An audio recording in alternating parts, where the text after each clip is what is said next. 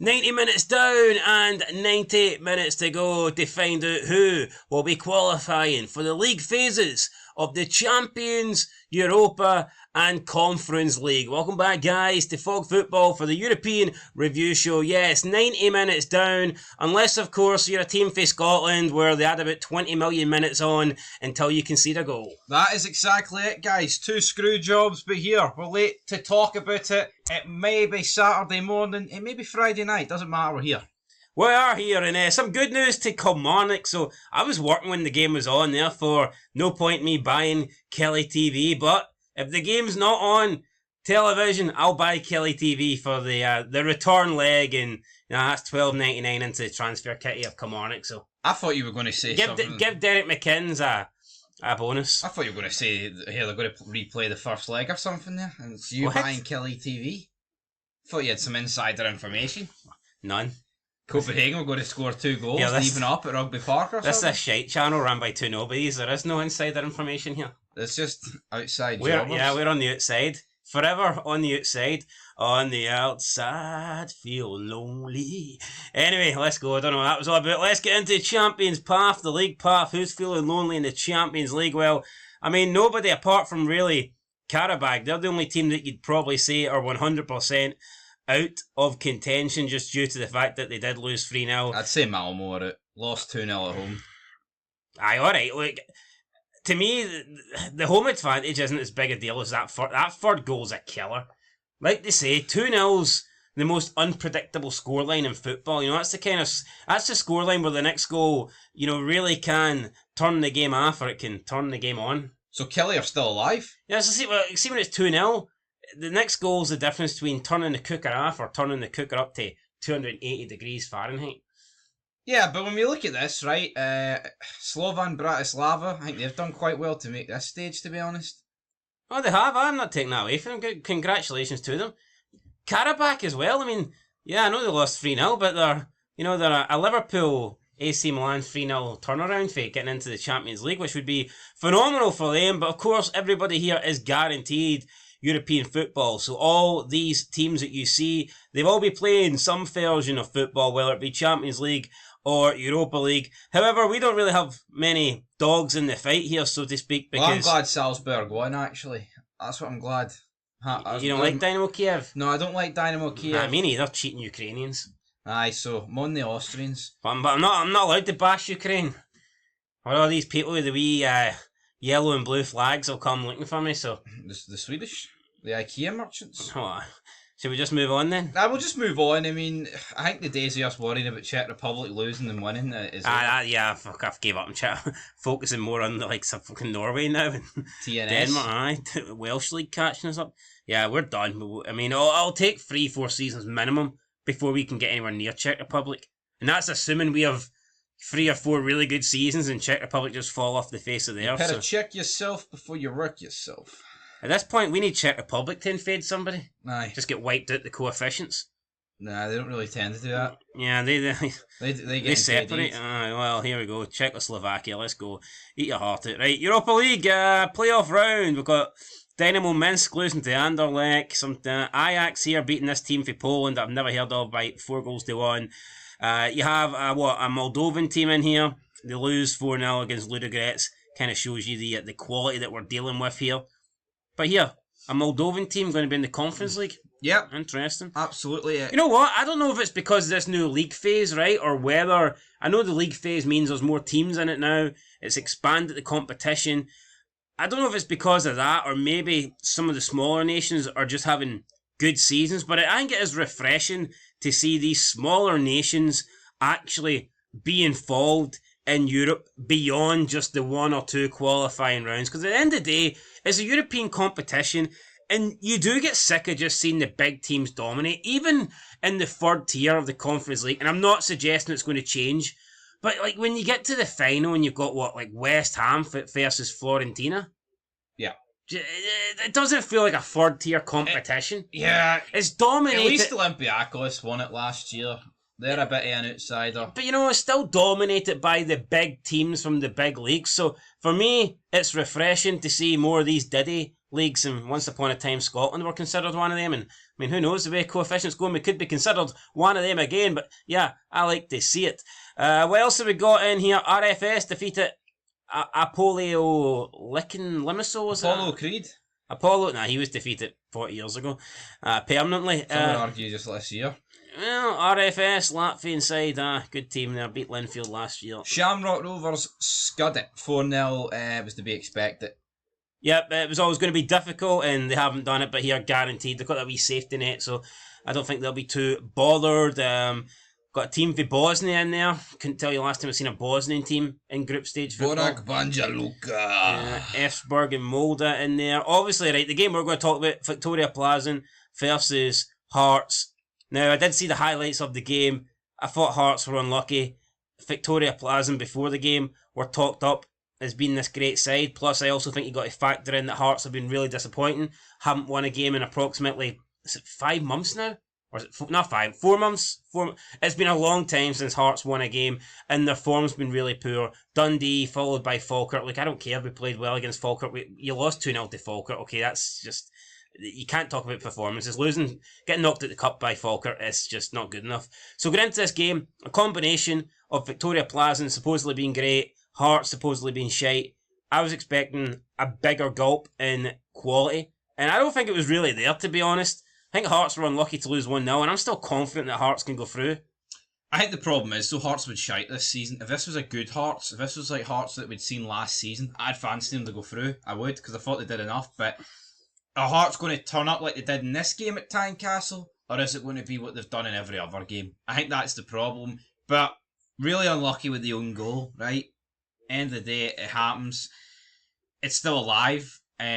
Victoria Plzeň, I would say, have probably got a 65% chance of going through. I would probably rate it about that. But here, it's still very open. I like that. Yo, I'm going to be honest. But we needed to draw for the coefficient as well. Forget about Hearts. The coefficient's on its arse. Sometimes you listen to scoreboards, sometimes in like sports sound, and I do think some of the Scottish pundits, they're a little bit biased. I do think they let the nationality like affect them in terms of their beliefs and things like that. They get a bit carried away. As a Hearts fan, I still believe that if Hearts drew 0-0, Victoria Plzeň were slight favourites at Tynecastle to qualify. Yeah, I'm not going to change my mind. I think it would be about a 55. No, I think it's close, but for me, if I had to, if it was 0-0 going to Tynecastle, and I had to say, if Hearts had the draw going into Tyney, I would still argue that Victoria Plzeň were the slight favourites. So now with that 1-0 lead, I'm going to say they're comfortable favourites, but I still think Hearts could do it. Good performance on the night, but Hearts have a tiny chance. But the thing is, Victoria Plzeň probably underperformed on Thursday night. I think Hearts are going to need to put in their best. Not only are Hearts going to need to put in their best performance that we've seen in a long time, I think they're also going to need their opponents to not show up. So, I mean, Hearts can still go through, but for me, Victoria Plzeň are favourites for it. No, it's mental. See, on Thursday, I kept looking at the scores. I was, paying attention. And it's like, they're both 0-0. It's like, this is looking good. This is looking really... And it just collapsed. It's the Scottish way, though, isn't it? Yeah. Like, the Copenhagen one, disgrace of a penalty, but both games, 90 like St Mirren last week was looking good. Last kick of the game, and it just collapses. Like, both ties look over. Well, I mean, Hearts ain't over, but I wouldn't be surprised if they just died. Pretty much within 20 minutes of Tynecastle. Yeah. So anyway, guys, that's it. Let's move into the Conference League then. So, is that asking us to donate to Wikipedia there? Sounds a wee bit desperate. Give £2. Our fundraiser won't last long. Not today. Hey guys, Super Chat is £2 and we'll give it to Wikipedia. We'll pass it on. We'll pass it on down. Right, first game, Lincoln Red Imps taking on Larne. Larne losing 2-1. Not a good result, but still, I would expect Larne to be able to turn this around in the return leg. For me, I've got Larne as favourites, but it is close. I mean, it could go either way, but I think Larne should get through here. I think Larne should get through. It is a massive game up in Larne next week. I tell you what, you look at this Champions path, and even some of the league path, there is going to be some diddy teams in the Conference League, no matter what happens, and I'm all for it. Yeah, I'm all for it as well. I mean, it should be easy wins for some of the Scottish clubs. Oh, for Hearts. If they get it. You say Hearts because Killie are probably snookered, but The way Hearts are playing, man. Alright, but... No, but honestly, without the 1-0 defeat against Victoria Plzeň, would you have fancied Hearts against any of these Champions Path teams? Probably most of them, come on. Falkirk beat them 2-0. I mean, I'd probably put Falkirk above most teams that are in the Champions Path. It's just kind of crazy how Helsinki could possibly be in the same seeding as like a UE Santa Coloma. And Helsinki to me is like, you rate them so much higher than See, them. that's why I don't think this new format's fair. At least in the group stages, you were drawn in a group of 4 and you played both teams home and away. Everybody had to play the same teams. To me, that was fair. You can say what you want, and you could say in this new format of the Champions League, right? You can say it's not rigged, you can say it's random and all this stuff, and it's just the luck of the draw. But we are going to look at some teams' fixtures, and then look at other teams' fixtures, and you're going to say they've been shafted. That is a fucking fact. No, it is a fact, and look at some of the teams in the Conference League. Let's say the new Saints or Larne go through, or anyone for the Champions Path. You could be looking at absolute maulings, man. I think the saving grace for them would probably be Chelsea are in it, right? Chelsea's got 1 million players. They would probably just play the D team. Even then, though, you would expect them still to beat them. And with the Conference League, there's only 6 games, so does that mean there's only 3 pots? How does that work? The Conference League's only got 6 games? Oh, no. Well, actually, that's a fair point, actually. It must only be 3 pots. It means fucking the new Saints are going to be a pot-free team. Yeah, and you're going to get some half-decent teams in pot 3 as well, that's my point. Yeah. So I don't know how that's going to work. Does that mean, say you're a pot 2 team, but does that mean, because in the Conference League there's only 3 pots, could you be swayed more towards a 1 or a 3? I tell you what, I think after we look at these games, it's worth scrolling down, seeing how they've worked that out. It is worth. Anyway, let's move on. To the new Saints. The new Saints 3-0. Listen, how bad's this team? I don't know who they are, alright?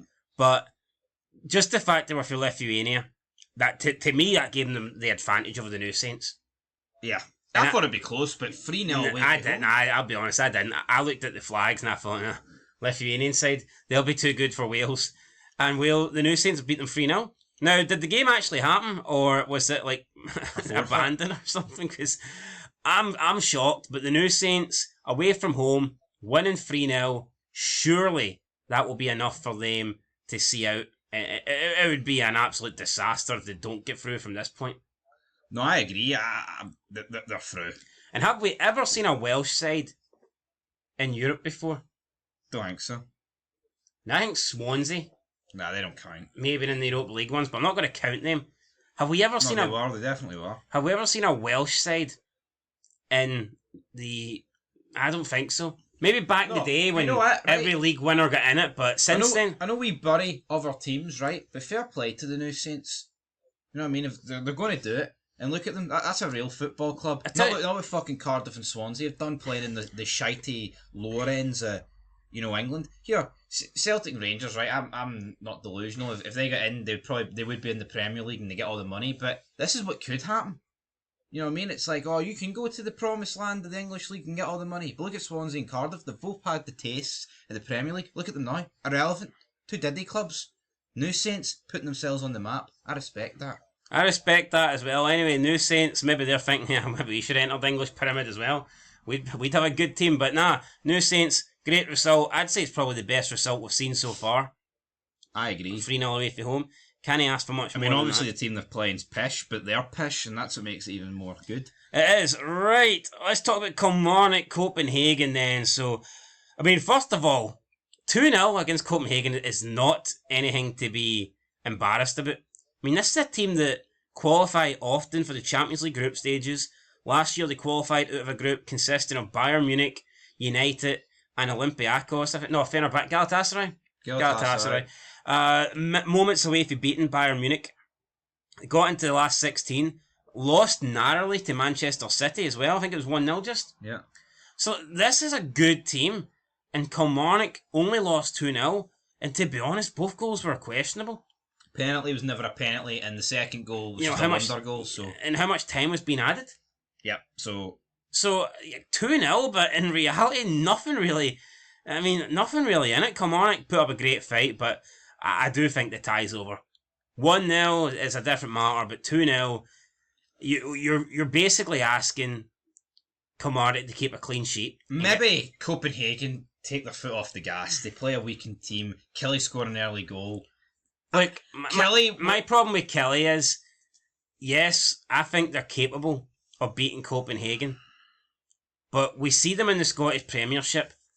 We're not used to, outside of that game against St Mirren, I don't think we're used to seeing Killie score a shitload of goals. Killie are not a team that score a lot of goals. And they need to score 2 if it responds. Yeah, and even if Copenhagen score 1, they need to get 3. They don't score a lot of goals against like mid-table teams, the bottom teams in the Scottish Premiership. Therefore, are they really going to go out and score 3 or 4 against Copenhagen? I think it would take a career best performance for that to happen. All they needs 2 though to force extra time. And I think it would also be Derek McInnes's best night as a manager if Kilmarnock can get through this. Yeah, be an incredible result. I just don't think it's going to happen. No, I mean, can they win? Yes. Yep, absolutely. I don't even think they'll lose. I think they'll definitely get something. Aye. But I just don't see them getting enough to go through. So Brann beat Astana 2-0, so St Mirren might be kicking themselves. Very winnable tie had St Mirren got through. I wish Killie got Astana. Because Copenhagen's different gravy. I mean, honestly, I look at this main path. I don't think Killie could have got much harder, if we're being truthful. Probably not. I mean, yeah, Chelsea's in here, but has anyone seen the state of Chelsea Football Club? Yep. They're a mess. So, is what it is. Oh God, Circle Bruges beat Wisla Krakow 6-1. That's a pretty big result. Puskás Academy drew 3 each with Fiorentina. That's a pretty mental result, isn't it? Oh, that's mental. Mental, man. There we go. That's the one I'm after. Chelsea Football Club. I predicted 2-0 and they won 2-0. They beat Servette. But if Rangers can beat Servette, then it's no real wonder that Chelsea can beat Servette. Yeah, but St Pat's 0-0 against Istanbul. Holy fuck. What a result. I didn't. Big St Pat's there getting a draw.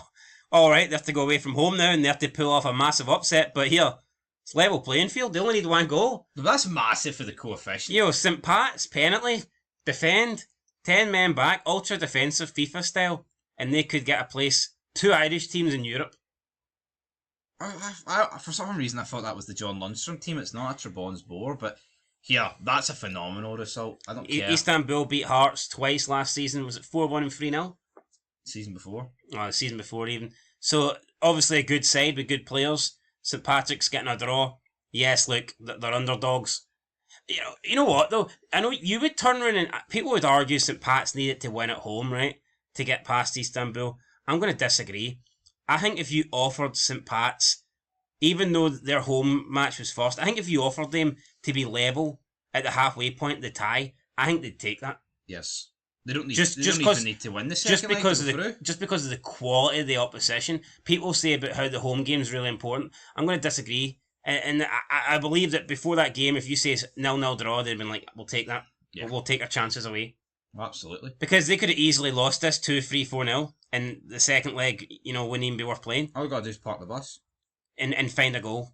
Or take my penalties. You don't need to find a goal. So, yeah, great. Don't get me wrong, next week we'll probably be sitting here, it'll be like 5-0 in the 5-0 Istanbul, and we'll be sitting there, they need it to do more in their home tie, but, as of right now. But it's that result that makes you think, Killie getting beat 2-0, they did get screwed, but it's like St Mirren, it's like really disappointing to go against Brann 3-1. If St Patrick's can do that against them.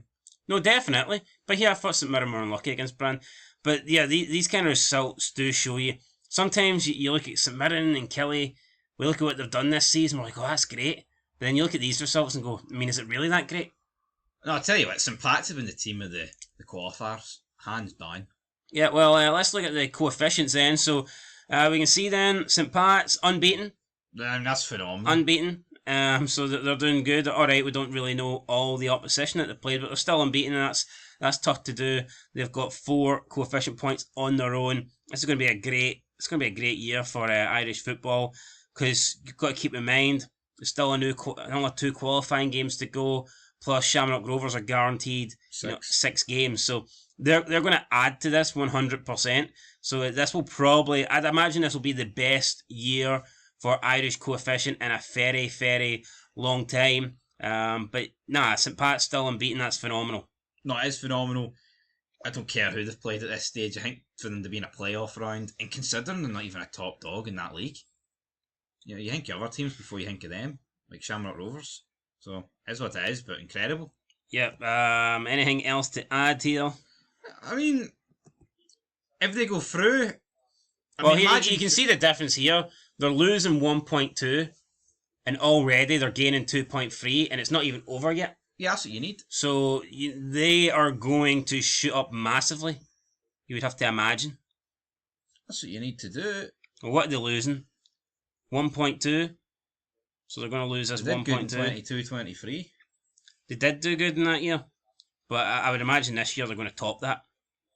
So yeah, good year for Irish football. Definitely. St Pat's, definitely probably one of the teams of the tournament. Last 5 seasons, you can see teams that have contributed to the coefficient the most. Shamrock Rovers, Dundalk. Then we have St Pat's.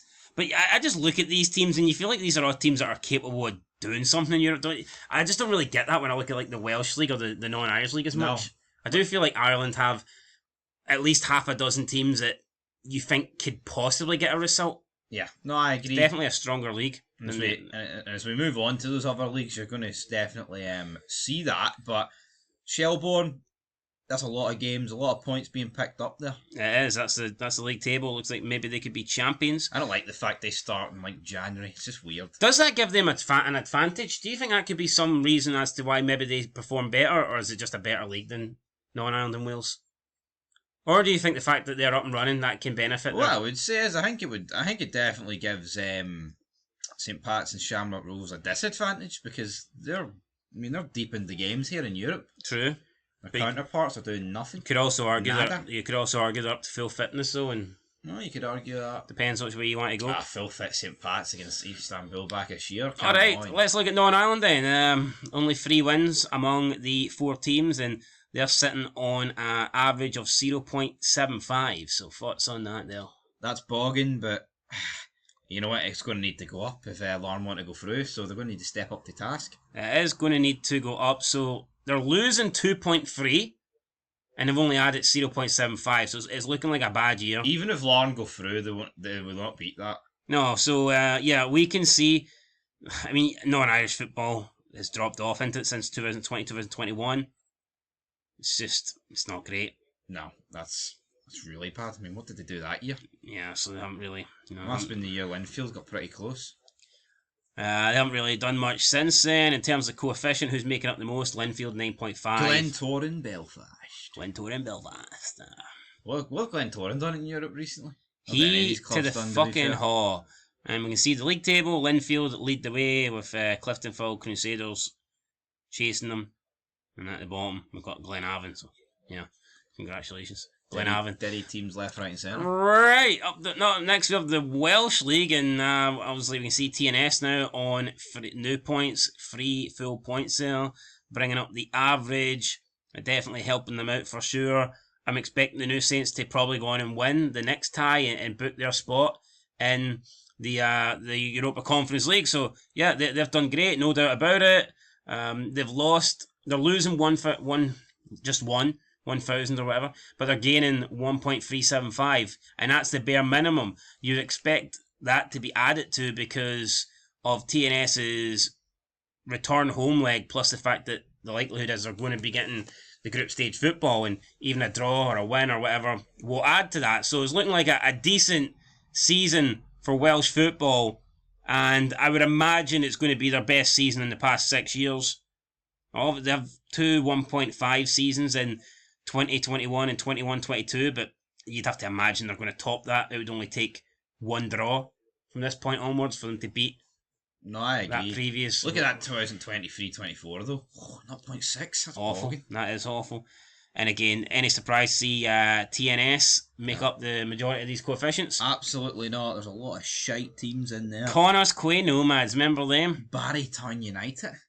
Remember Connor Quay Nomads? I do remember them, man. Good wee team, right? Let's move on to Scotland then. So, Kilmarnock then, still on 2. St Mirren still on 2.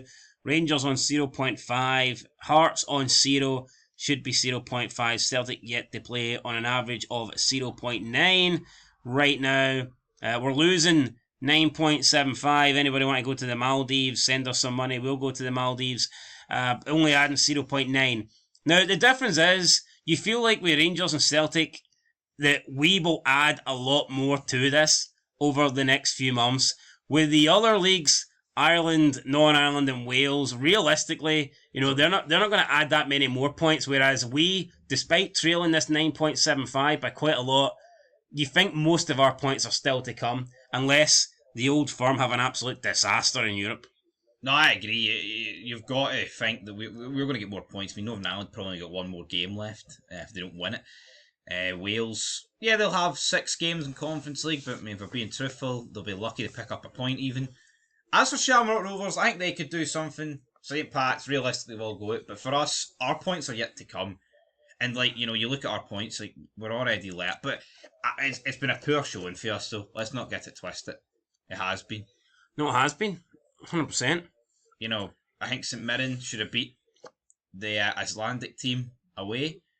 Hearts should have got that point. I think Killie should have got the point against Copenhagen. How often do we do this, those Scottish teams?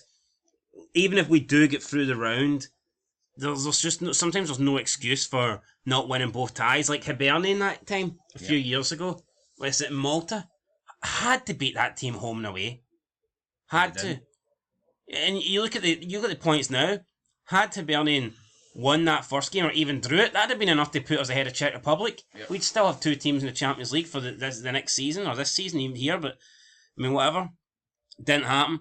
You can see we're set to lose 9.75 and then 8.5. So, yeah, the next 2 years are going to be tough for us. That's what I said. Realistically, for us to catch Czech Republic, we're going to need to have 3 to 4 really good seasons. We're going to need 3 good seasons to match what we've done previously, and then we're going to need a 4th season to improve this shit show of a 3.5. So, yeah, can we do it, guys? Not too sure. But that's pretty much it then for the review show. 1 more week of qualifiers to go. Then we're into the actual competition. Looking forward to it. Looking forward to the groups, the draw. Because I'm going to be intrigued how they do it. Is there going to be balls getting dragged out or what? Yeah, I'm going to be intrigued to do it. Draw, I believe, will be made on Friday. Next Friday. Yeah. And I believe this year that there is no Thursday nights. There is Thursday nights, but there will be Europa League across the 3 days. Which is interesting. Don't know if I like that. I don't know if it's like an even spread, but there's definitely going to be some games on the Wednesdays and Tuesdays. I know that for a fact. Anyway, guys, that's it. Catch you in the next one. Been Fog Football. Leave a like, leave a comment, subscribe, and peace.